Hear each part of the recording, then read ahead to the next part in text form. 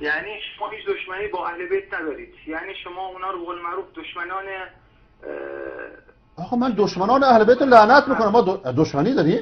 ما دشمنان اهل بیت لعنت میکنیم، اگرچه لعنت جزء دین ما نیست.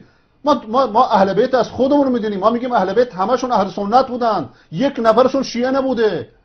یک نفر از اهل بیت از امام علی علیه السلام تا امام حسن عسکری یک نفرشون عقیده شیعیان رو نداشته، نه به امامت معتقد بوده، نه به اسمت، نه به ولایت. همه اون چرا شیعه داشت امروزه داره اهل بیت نداشتن.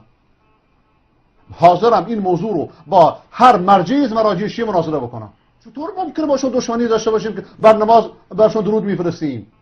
لیکن شیعه معنی اهل بیت رو تحریف کرده، همچون که معنی بقیه دین رو تحریف کرده.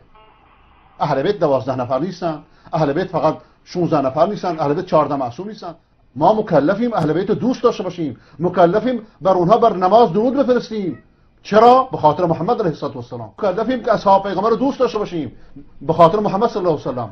اگر گوش عزیزه گوشواره عزیزه، اگر محمد عزیزه یارانش عزیزه، اگر محمد عزیزه اهل بیتش عزیزه. ممکنه جناب عالی یه شخصی رو دوست داشته باشی، مثال عرض میکنم، یه مرجعی رو دوست داشته باشی، بعد بفرمایید که آقا زنش بدکاره بوده، شما خمینی رو دوست داشته باشی بگی زنش بدکاره بوده، محاله.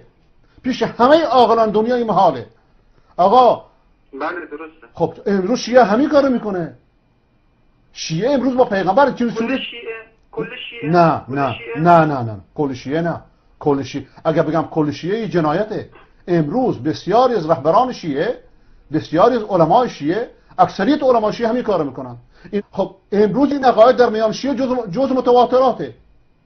به هر حال اگر همه هم نباشن، امروز شیعیان نظر خوبی نسبت به ندارن.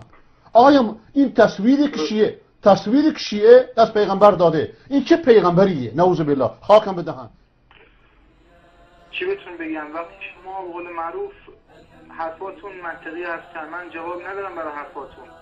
لا اله الا الله، الله اکبر، و اشهد ان محمد رسول الله، الله اکبر، لا اله الا الله، محمد رسول الله.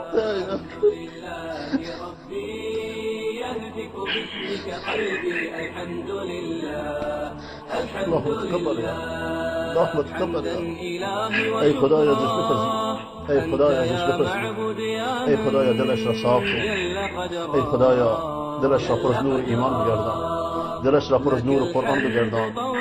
ای خدایا دلش را پر از محبت یاران پیغمبر، اهل بیت پیغمبر، همسران پیغمبر، صدر اسلام بگردان. ای بار خدایا ایشان را و بقیه مصطفان را کینه ها بغض ها را از دلشون در بیار، نور توحید را در دلشون روشن بگردان.